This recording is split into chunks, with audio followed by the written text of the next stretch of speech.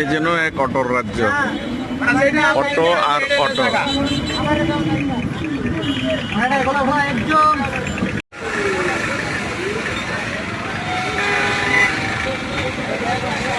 আমার ব্যক্তিগত প্রয়োজনে নাগরিক ইউনিয়ন যেতে হয়েছিল, তাই আবদুল্লাপুর নেমে সেখানে যাওয়ার গাড়ি খুঁজছিলাম।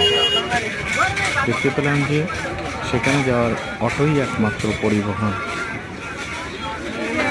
তাই অটোতে করেই বাধ্য হয়ে আমাকে যেতে হলো।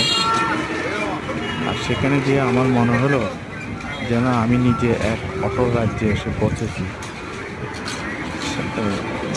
সামনে অটো, পিছনে অটো, ডানে অটো, বামে অটো, শুধু চোখের দিকে শুধু অটো আর অটো।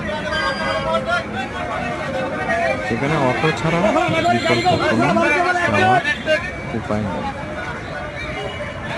তাই বাধ্য হয়ে অটোতেই আমাকে যেতে হলো। অথচ এই অটোর মাধ্যমে শত শত পরিবারের রুটি রুজি এবং কর্মসংস্থানের ব্যবস্থা হয়েছে।